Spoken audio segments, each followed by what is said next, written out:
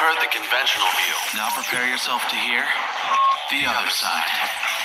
High school teachers Mike Margison and Justin Spears bring you the alternative view you didn't get in the classroom. Now here they are, Margison, and Spears. Hey, good Wednesday evening. We are live on Wednesday night, April 4th, coming to you with episode of The Other Side. As always, joined by my trusty sidekick, Mr. Mike Margison. Mike, how you doing this evening? Doing well, thanks. Fantastic. Well, we're looking forward to a great episode tonight on the New Deal. Before we jump into that, as always, want to make sure that we go over all the fantastic ways that you can jump on and hear the other side, of course, live here on our YouTube channel. We try to come every Wednesday night. You can catch it on your own schedule in a number of different ways on mobile devices. We are on iTunes. We are on Google Play Podcasts. You can catch us on Radio Co. Monday through Saturday, 9 p.m. Eastern Daylight Time. That's as a part of the Cerberus Radio Network. And a shout out to our CRN staff, Suzanne, Dan, and Jeff. There's great programming over on the Cerberus Radio Network. Highly encourage you to check that out. You can find us through social media platforms. We are on Facebook at TOS Podcast. You can get us on Twitter at TOS_podcast. Our personal email, margisonandspears@gmail.com. And last but not least, on Saturday mornings on 92.1 WCVL 1550 AM.com online. You can get us through there Saturday mornings at 8 a.m. And we appreciate the support of the staff out there and hope that some of our viewers are able to catch us on replay out there. And so those are all the ways in which you can take in the other side. And as we always say, we highly encourage any feedback that you're willing to give to us about the show, whether it's comments about what we're covering, formatting, show suggestions, anything. We are open to hearing what you have to say and helping make this thing as good as it can be. So having gotten all that out of the way, again, what we're really excited about here tonight, and going back a couple weeks ago, Mike said, I've got a couple of topics in history that I'd like to talk about. So last week it was McCarthyism. This week we're jumping in on the New Deal. And much like when you read through anything out of the textbook, and I took some time this week to go through what our U.S. history textbook has to say, and it has a lot to say about the New Deal. There are several sections of a chapter devoted to the New Deal, and it deserves that. It's a very, very huge part of our American history.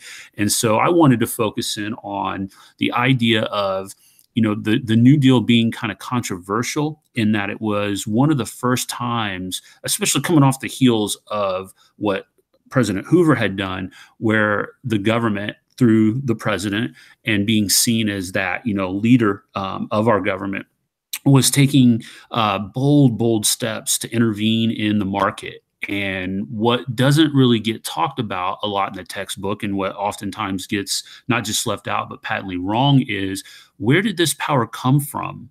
We have to look at the Constitution. We say that all the time to figure out, what is it that the government is able to do and not do. And so I kind of wanted to go through that a little bit in my mind as I was preparing for this. And I came across an article in my research. And at first I started read through it. It's a scholarly article. I kind of went back and forth, but the more I read into it, I was like, I've got to use this. I've got to find a way to fit this in, because it just speaks volumes to the evolution of the power that was seized by FDR in rolling out the New Deal. And the articles that I found is from the Cornell Law Review. This piece was written back in 1935 by a gentleman named Forrest Revere Black. To the best of my knowledge in researching him, was a professor of law. He actually worked in the FDR administration for a short period of time. And this piece is really just kind of a step-by-step evolution of his take on how they justified using the power that they did to roll out the New Deal. And one of the first things that he does in his piece is he kind of talks about the evolution of the Supreme Court and the judicial branch and Congress. So all three branches working together, the executive, the legislative, and the judicial, in how legislation is rolled out. And he kind of intertwines into this the idea of the Commerce Clause, which is obviously the one part of the Constitution that we're focusing in on here on that was used in a lot of different ways with justifying the programs that FDR rolled out here. In particular, the NIRA, the National Industrial Revolution or Recovery Act, and in many of his other programs here. And so he kind of talks about how at first Congress and the judicial branch, they really didn't do a whole lot with this. It was kind of left alone. It was left up to the states to fend after and tend to.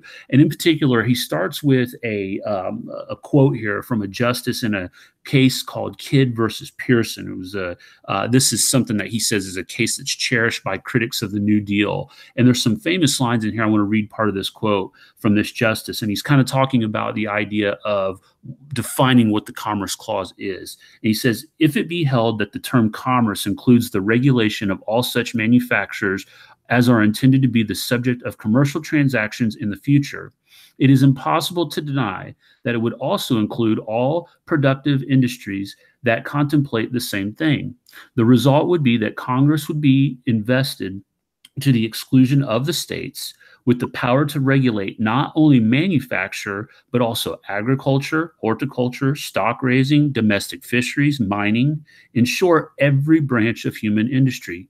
For is there one of them that does not contemplate more or less clearly an interstate or foreign market? Does not the wheat grower of the Northwest and the cotton planter of the South plant, cultivate, and harvest his crop with an eye on the prices at Liverpool, New York, and Chicago?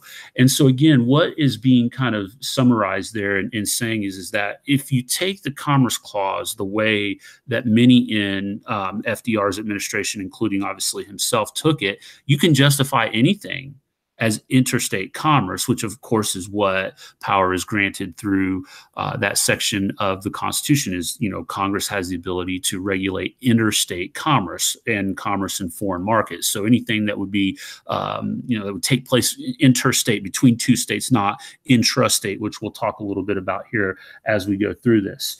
So he goes on to talk a little bit more about the Agricultural Adjustment Act, as I mentioned, the National Industrial Recovery Act in particular here.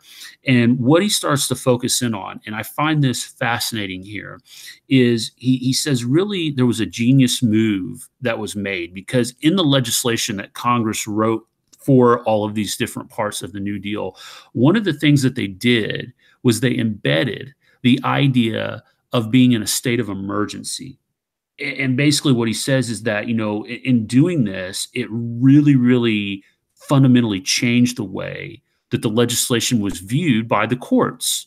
Because essentially in declaring the fact that we were fighting an emergency, and I think FDR even had a quote in his inauguration or early on, maybe it was in one of his speeches on the stump, about, you know, this is bigger than war, right? This is a greater emergency than being in war. And so you're kind of building this mystique of, okay, what power needs to be granted to the government to solve this problem, and coming off of the whole concept of Herbert Hoover doing nothing, right? And kind of the villainization of Hoover, even in the textbook.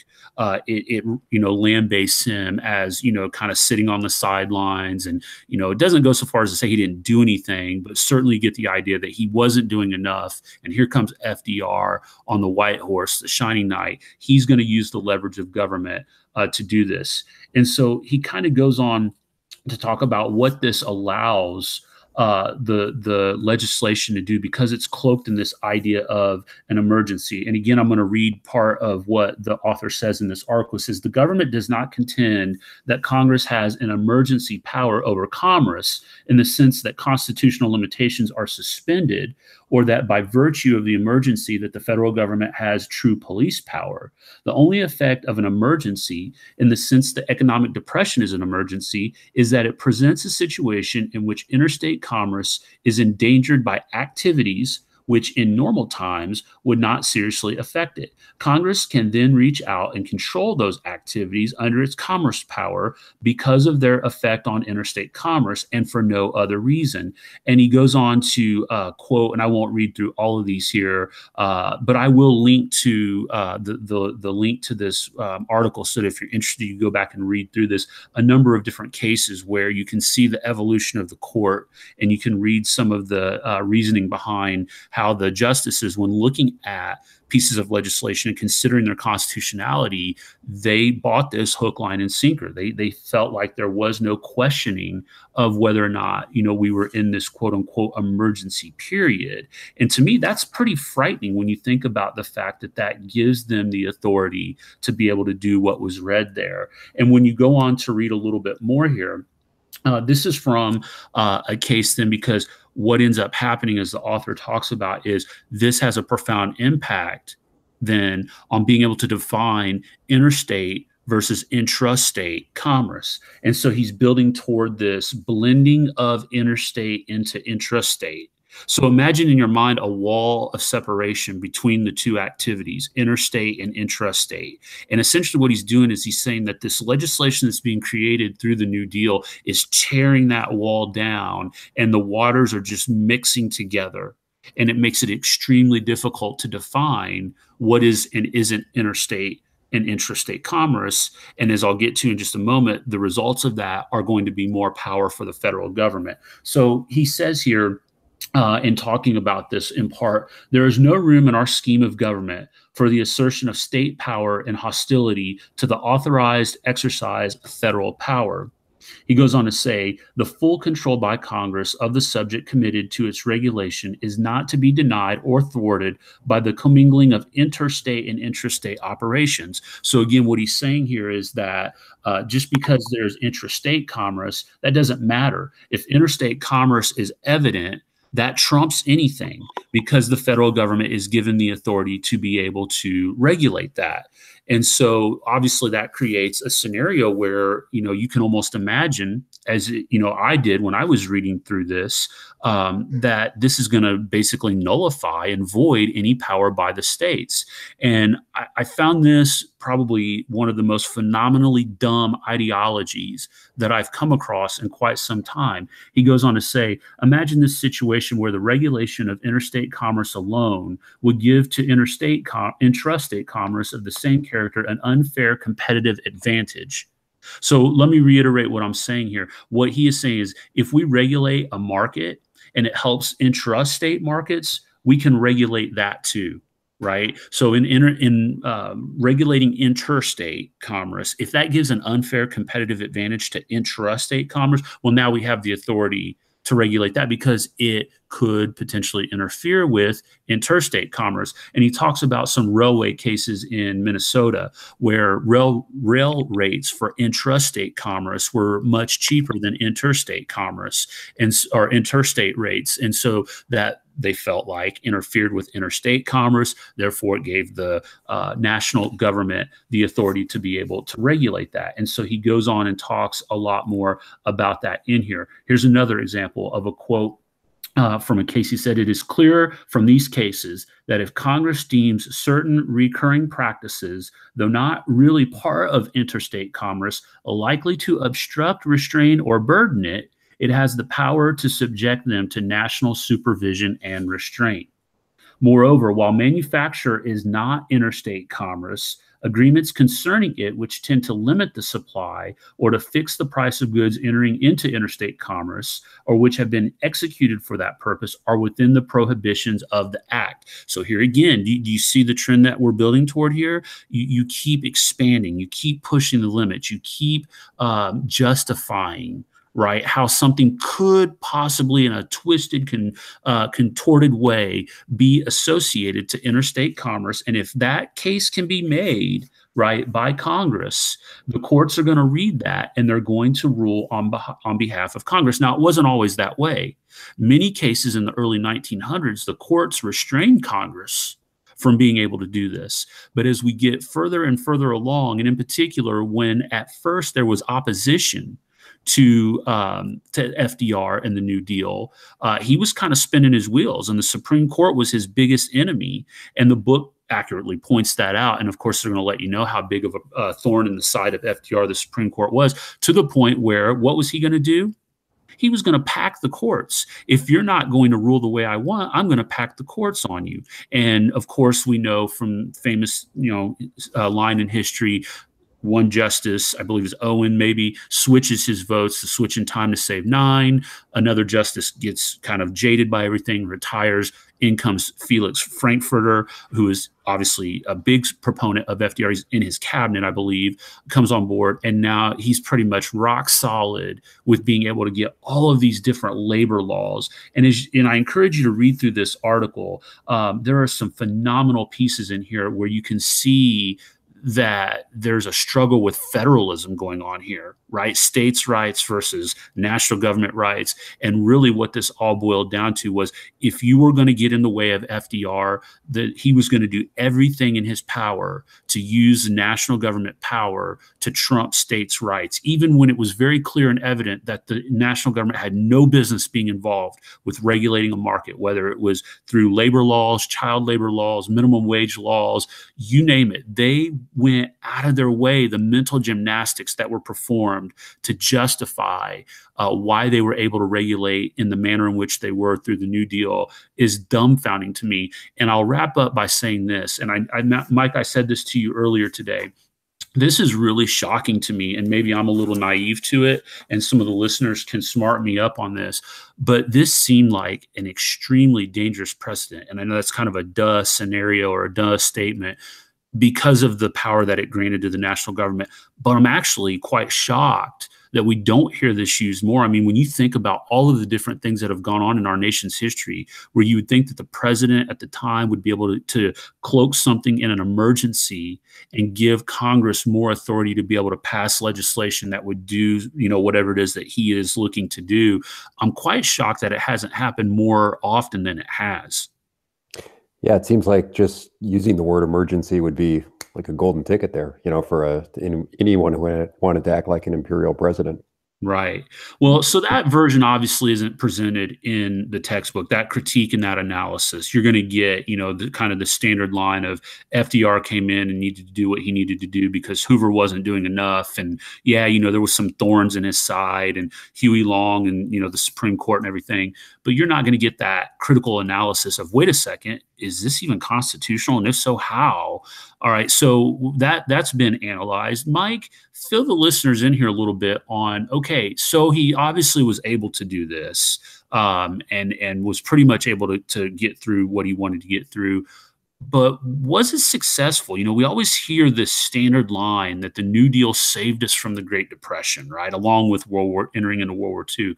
How true and accurate is that statement? Talk us up a little bit on that. All right. Well, the short answer is not very. But the longer answer, what I'm going to do here is I'm going to go over what I consider to be like the 4 most pernicious myths about the Great Depression and the New Deal. And as I started putting this together, I originally intended to begin right with the New Deal and go through that. But you really can't talk about the New Deal without backing up, because these myths stretch back into the Hoover administration. So I kind of have to start there, because that's the only thing that's going to kind of wrap this up in a bow. But the first of these 4 myths is that the stock market crash of 1929 caused the Great Depression. And I think that gets said only because it's very easy to connect the two, because they kind of happened in temporal sequence. You have the market crash at the very end of the decade, and then in the 1930s, that begins this downturn in the economy, which eventually culminates in the Great Depression, which lasted the rest of the decade. So it only makes sense that you have this market crash, and then that was the start of the Great Depression. But it's actually not true. The crash may have triggered a recession, but as I'll show, it was the government, not the stock market, that caused the Great Depression. But here's what happened with the crash. The Dow Jones was hovering at right around 220-ish for most of 1928.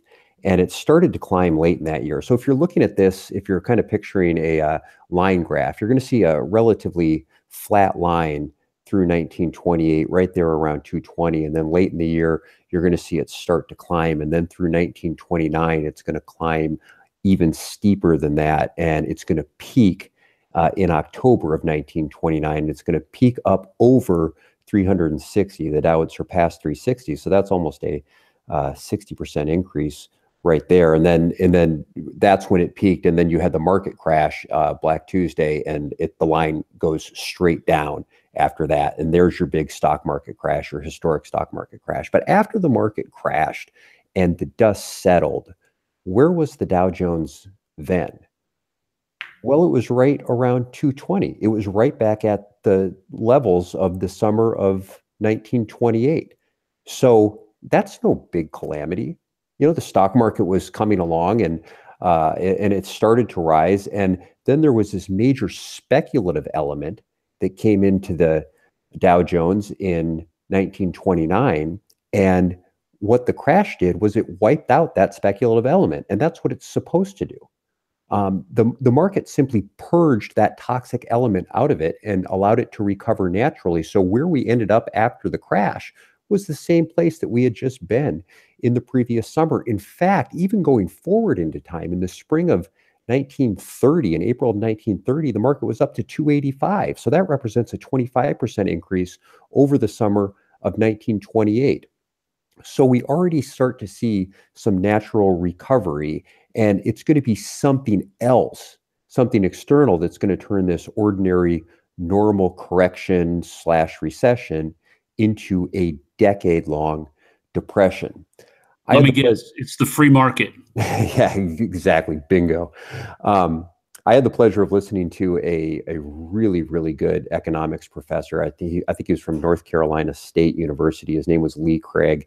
And I went to a conference about 10 years ago, and he was talking about the Great Depression. And he wasn't talking about it from really one place or another, but just from strict numbers. And the way he kind of spelled it out was how many people in 1929 were actually invested in the stock market, what percentage, and then what percentage of those people, then what percentage of their wealth did they have invested in the stock market? And then of that percentage of their total money, what was the percent drop in the market after that? And after you kind of multiply all those percentages together, he said, look, at most, you could probably give the stock market crash about 2% cause of the Great Depression, but that's about it. And so that's the number one myth. And that's going to lead us into number two, which is what caused that market crash. And the second big myth here is that the 1920s were a decade of greed, and this is what caused the Great Depression. So here what you see is, or the way that the textbook is going to lay it out, is that during the 1920s, it was just unfettered, unregulated, unscrupulous behavior by businessmen. The rich got richer, the poor got poorer. And what all this behavior led to was a concentration of wealth at the upper 1%. And that's what crashed the economy. So think about something very, very top heavy, and the foundation was fragile. The foundation, the actual workers, there was nothing there. All of the wealth was up at the top, and then it just kind of tipped over. And well, this is actually very easy to answer, because we can just ask the question, the 1920s were a time of great prosperity, but did all of that vast income gain of the 1920s go to profits? Did it go to CEOs? Did it go to business leaders? And did none of it go, trickle down to the actual workers, as we're told? Well, the statistics paint a very clear picture here. Corporate profits between the years, like if you start at the turn of the century, from 1900 up to 1920, corporate profits averaged 8.2% in this country. Throughout the 1920s, from 1920 to 1929, corporate profits averaged 8.2%. There were none of these massive increases in corporate profits that we're seeing. In fact, wages going to employees were 55% of corporate income at the beginning of the decade. Right at the beginning of the 1920s, the amount of corporate profits that went to wages were 55%. By the end of the decade, that number was up to 60%, not down. It was up to 60%. And so what we're seeing here is that workers were earning a larger share of corporate earnings at the end of the decade than they were at the beginning of the decade. So this myth that in the 1920s, that all of the money that was, called the commerce that was going on, that was great and people were working, but all that money was just going up to the top. It's just false. It is a lie, and it gets repeated, and it's completely frustrating. It's wrong. And sometimes you hear this one. This is the one that's just most maddening to me. This argument that workers did not have enough money to purchase the products that they were making. This is just plain wrong, and it is so stupid. The ratio of, and again, all you have to do is look at the numbers. The ratio of consumption to national income rose during the 1920s. It did not fall. Or if that were to be true, if workers were making all of this stuff and they couldn't buy any of it, then you wouldn't have seen any consumption at all during the 1920s. But the ratio of consumption to income actually rose during the 20s. It didn't fall. And this whole idea of that the rich got richer and the poor got poorer, nobody got poorer during the 1920s. Material wealth exploded. You had things like the Model T getting cheaper, household appliances getting cheaper. And not only that, but the consumer goods industry in the Great Depression, that took the lightest hit of all. If it were the case that, purchases, normal consumer people just weren't, making purchases, and that's what caused the Great Depression, then what you would see is the consumer goods industry taking the largest hit during the Great Depression. That's not what happened. It actually took the lightest. It was durable goods and construction goods that took the heaviest hits, not consumer goods at all. So the statistics and the information don't back any of myth number 2, which is that the 1920s were a decade of greed and that caused the Great Depression. That brings us to myth number 3, which is Herbert Hoover, and you alluded to this a little bit, Justin, did nothing while the economy just sank. It goes something like this, that Hoover was a free market guy, and even as the economy was tanking before his eyes, he just remained stubbornly committed to his free market principles and refused to do anything. Well, the economy fell off a cliff. And let's remember that the economy, if we look at the Dow Jones, was actually straightening out immediately after the initial market crash. But Hoover, as an interventionist, and Hoover was an interventionist, he could not leave good enough alone. And he was always an interventionist. He was an interventionist when he was in the Harding administration. He was an interventionist when he was in the Coolidge administration. He said this. He did not like to be talked about as a free market guy. He believed that the government had to be active. He was not free market ever at all.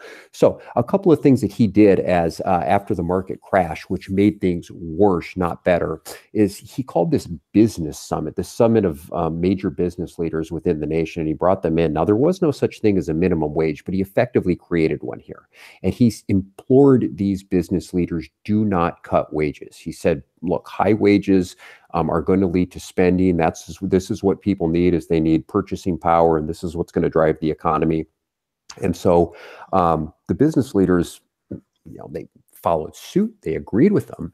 But the way that I explain this to my economics classes, my economics kids, this is actually very easy to understand. During a depression, when prices fall, this is what happens during any recession or any depression, when prices fall.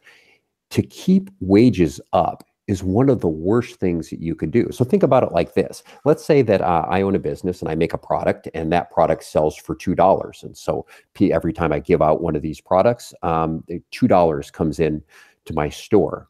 And then, since we're in a recession and people have less money and the price of goods fall, this item can now only go for $1. So instead of having $2 at a time come into my store, I now have $1 at a time coming into my store for each of these items. And I ask my students this: given the fact that I use this money to pay my employees, what then is going to happen to the wages of my employees? And they say, well, they're going to have to go down. Well, yeah, of course, they're going to have to go down. What if I increase them? What if I kept them at 2 or even increased them to 3?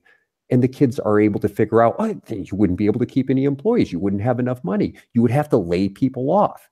This is exactly what happened. By the end of the Hoover administration, we had the highest unemployment at any point during the Great Depression, which was up at 25%, but unemployment was basically guaranteed under this stupid policy where you don't allow wages to follow the prices, which are falling.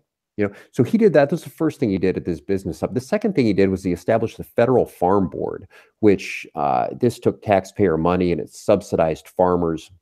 There were way more farmers in America than there needed to be. That's because World War I was over and we no longer needed to produce the global supply of wheat. But he with the creation of the Federal Farm Board, basically what the government did was it was buying wheat, it was paying farmers to produce wheat, but then it was keeping it off of the world market to try and keep the prices high. But then you couldn't hold on for it to ever, so it was being dumped on the world market, an already saturated world market. It was a boondoggle, and it lost money to the tune of about $500 million. But that was the government. The do-nothing Hoover, right? Yeah, he's getting involved in agricultural now. Then he signed the Smoot-Hawley tariff. This was probably the worst thing that any president had ever done. The Smoot-Hawley tariff put protectionist tariffs. Basically, it made things coming in from abroad more expensive. But even worse than that, not only, so that represented a tax increase, but not only that, but it caused these other nations to impose retaliatory tariffs on our stuff. So exports dropped by almost 2/3 between 1929 and 1932. Now, listen to this. We are in a recession. We need to be able to do commerce. We need to sell. And as a result of this dumb legislation, our people around the world don't want to buy our stuff because Hoover says, we're going to make your stuff more expensive if it comes into the United States. And they said, touche, we'll do the exact same thing to you. So exports in the country dropped by almost 2/3 over this 3-year period.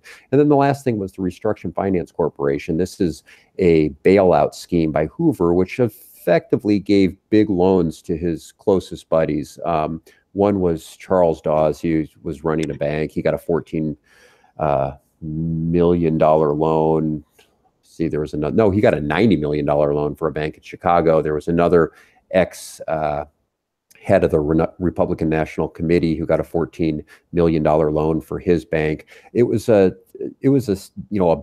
connected bailout scheme on the taxpayer's dime that you might see from Barack Obama today. The idea that Hoover was a free market, non-interventionist president is just an absolute lie. So what are the results of all of this? Well, that normal correction of 1929 that we already talked about, which triggered a very typical recession, was turned into a Great Depression by his government involvement, and unemployment would reach 25% by the time he left office. But the books can't tell it like this, because if they do, it destroys their entire narrative, which is the government is necessary. It's not like they can write it and say, hey, the government screwed this up. So they have to just completely twist the truth and say, no, Hoover was a free market, do nothing, laissez-faire guy committed to those principles, and that crashed the economy.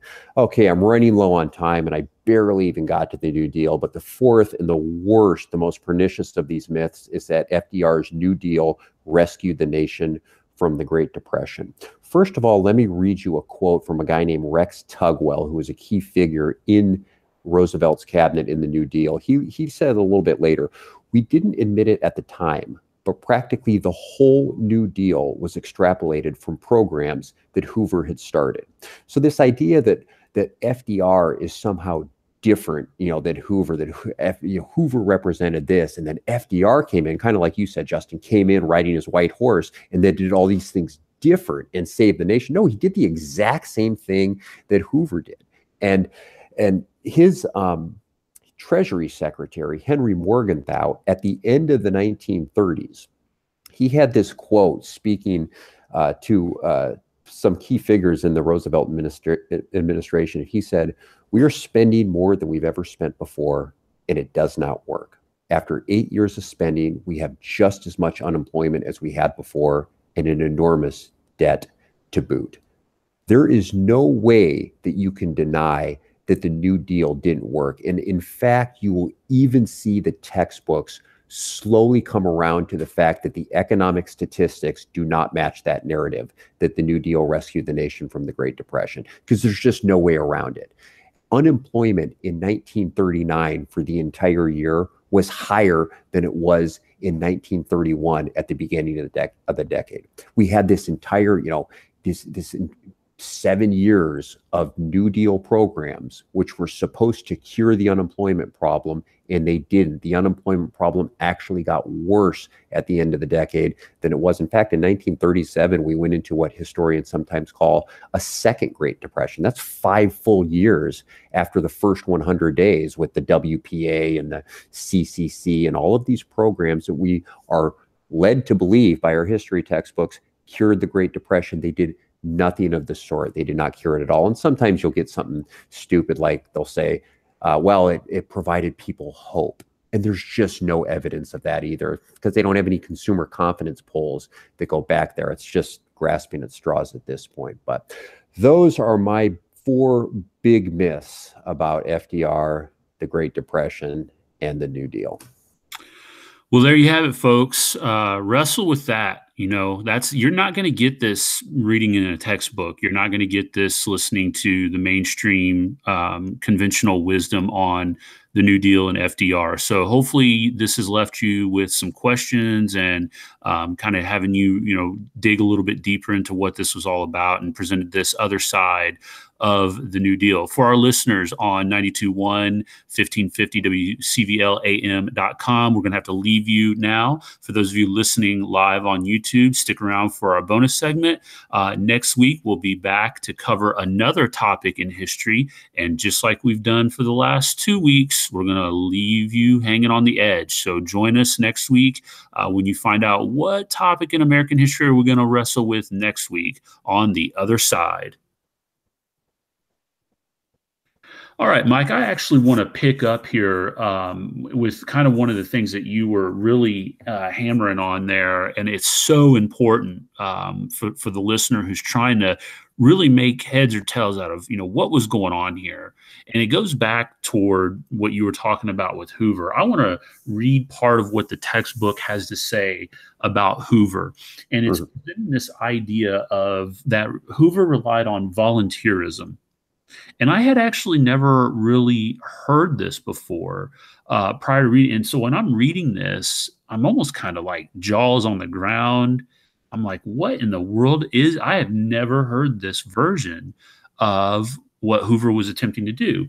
And so essentially it says, a policy of doing nothing, however, was no policy at all. Hoover soon recognized this fact and turned to a policy that had been used in the past. As Secretary of Commerce during the 1920s, Hoover had encouraged businesses and labor to voluntarily work together toward common goals. To address current crisis, he had asked business and individual leaders to keep employment, wages, and prices at current levels. He simultaneously called for the government to reduce taxes, lower interest rates, and create public works programs. And that's kind of what you were, alluding to and talking to about there. Well, then it goes on to say that this failed, right? And the textbook can't figure out why it failed because, unfortunately, what they just detailed is not volunteer. When the government is telling you what to do, that's not volunteer. No, volunteer was, exactly. You voluntarily make decisions based upon the information that you have in front of you. People don't want your product. You have to liquidate it and you have to provide something that is actually in demand. But, just this arbitrary edict to keep prices high is total nonsense. I mean, to do that during a time of deflation, it's just mind-numbingly stupid. And that's where you get the massive high unemployment that you saw during the late 1920s, early 1930s. Yeah, and the thing that just floors me with this, too, is that it goes on to not only just lambaste Hoover as a complete bumbling idiot and buffoon, which he may have been, but for the other reasons. He was a complete bumbling buffoon because he was an interventionist liberal. I bet they're not going to. I would agree with them on that. Oh, right. Reasons. But it goes on to then take some really cheap shots at the idea that local small government works. So let me continue to read on here a little bit. It says, Hoover had also asked state and local governments to provide more jobs and relief measures. Again, not voluntary when the president is directing you to do it. He had faith in localism, the policy whereby programs could best be solved at local and state levels. However, in this severe situation, towns and states simply did not have the financial or human resources to successfully combat the crisis, i.e. only the federal government has the ability to do that. Making matters worse, the president strongly resisted using federal resources to provide direct relief to individuals, believing it to be unconstitutional. Hoover opposed public assistance and instead favored rugged individualism, in quotations, which allowed people to better themselves through their own efforts. Yet as the months wore on, unemployment increased, charities ran low on money, and local and state governments could no longer plug the leaks in the economy. As if they're supposed to, first of all. And right. Yeah, I don't even know where to start with that. Okay, so here's what, look, here are some numbers that I didn't get to in the opening segment, but I told you that Henry Morgenthau, who's the Treasury Secretary, look, this guy, Morgenthau, he was an economist, but he was a liberal and he was a firm believer in Keynesian economics. So for him to come out at the end of the 1930s and say, look, we spent, and it didn't work, and all we got was an enormous debt. In 1929, the year that the market crashed, the federal debt in the United States was $17 billion, and the debt to GDP ratio was about 16%. Well, first of all, just think of that. The debt to GDP ratio is 16%. It's slightly over 100 right now. But so that's in 1929. So $17 billion in debt. At the end of Roosevelt's second term, when Wendell Willkie should have won the presidency, it was only that FDR started beating the war drums that the nation decided to opt not for a change. But 1940, our federal debt was at $51 billion. Now that's triple 17 billion. He had managed to triple the federal debt from where it was at the end of the market crash. And what did we get for it? We got no less unemployment. We got no better GDP. The stock market was lower than it had been after the 29 crash. I mean, the economy was just in the tank and nothing good had happened. And does the textbook say anything about this? All we did was triple the debt, and the debt to GDP ratio also tripled. It was now 50%. And this is before we even got in the war. I'm not even using the war years here, right? I mean, once I get into 1941, these numbers just are going to skyrocket. You know what we need? We do need to get something out of this. We need to create a T-shirt. We need to create a T-shirt that says, FDR, I tripled the federal debt, and all I got is this lousy T-shirt. If you've ever seen those types of shirts before, that's what we need there. No, but you're absolutely right. On a serious note, it is this idea that, when you look at the textbook, the conventional view on this was that, unfortunately, there are people out there thinking he didn't do enough. Right? You needed to do more. And when I referred to earlier about the twisting and contorting that the FDR administration went through to be able to justify the lengths that they went to for unprecedented control in the market and what it did, you're absolutely right. It didn't do a lick other than put us further behind the eight ball. It put us further by, and some people might say, okay, well, you didn't move anywhere. All you did, so you got debt, big deal. Well, all of that is debt that has to be repaid. So all of those are dollars that can't be invested in the future. It just serves, it's like tying a bowling ball around the ankle of the economy and telling it to go forward. I mean, it just makes it more and more difficult. And then, look, this is just going to lead into the even dumber argument that, well, the war got us out of the Great Depression, so maybe it's a good thing that we conscript people into the army and go to war every now and then, and that's going to start a whole nother set of nonsense arguments. But yeah, they just get it wrong. And that stuff that you were reading to me right there before we got into this, there's nothing firm behind it. There's nothing substantial behind it. What did it say? Something about the state and governments didn't have the funds to plug the leaks or something like that. That's just gibberish. It's nonsense. Give me some hard figures here and tell me exactly what happened. Not this emotional. That's not what a textbook should be. Right. Absolutely. I know that's a great point right there, as well as, if these textbooks would get away from, this agenda driven narrative that they have and using emotion and generalizations, you would see a much different story. And I know you and I have talked and had conversations here recently as we wrap this up, that we get closer to the roots of what this podcast is all about when we do this kind of thing.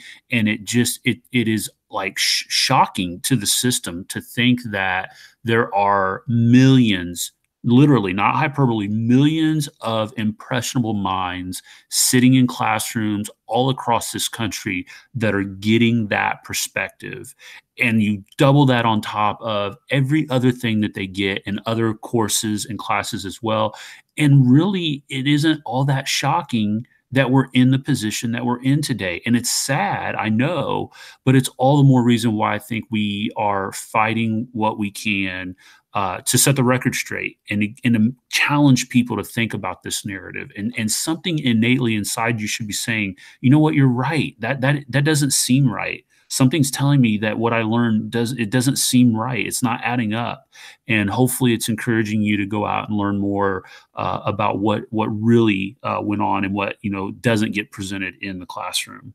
Well, what we see, Justin, is that I remember this coming out in 2016 during the actual primary, is that millennials now have a more favorable view of socialism than they do of capitalism because they don't know what either one is. Mm-hmm. And not only that, they've been taught that socialism works when it doesn't, and they've been taught that capitalism doesn't work when it does. And so, and look, they're morons anyway. So, and you go to somehow nowadays you go to college and you get stupider, as if that's even possible. But that's how counterintuitive is that? We got these kids. They're going off to college. They're getting a lot dumber, and then they're going out and voting. Holy cow! This is just a recipe for disaster. But yeah, that's why you see those numbers that way. This is what they learned. Yeah, absolutely. And I think that means a lot when you think about things like why Congress has a 8% approval rating, but a 90% reelection rate. Yeah, just keep reelecting them. We know we hate them. We don't know why, but we're going to reelect them. Right. Yeah, absolutely. So, all right. Well, I think that'll wrap us up here for this episode of The Other Side. This has been a lot of fun. I always enjoy deconstructing a position, especially one that's so mainstream. And like I said, hopefully for the listener out there, it inspires you and encourages you to go out and learn a little bit more about this wholly and completely. And we want to thank you for taking time to be with us this evening. I hope, again, that you catch us on one of our many, many platforms, whether it's iTunes, YouTube, Radio Co., Spreaker. Find that niche for you, what works for you, and hopefully you can carve out some time to catch a show. Remember, you can always catch all of our episodes that are cataloged on our YouTube page and on Spreaker, and get caught up on the show. And as we always say, you aren't fully informed until you've heard the other side.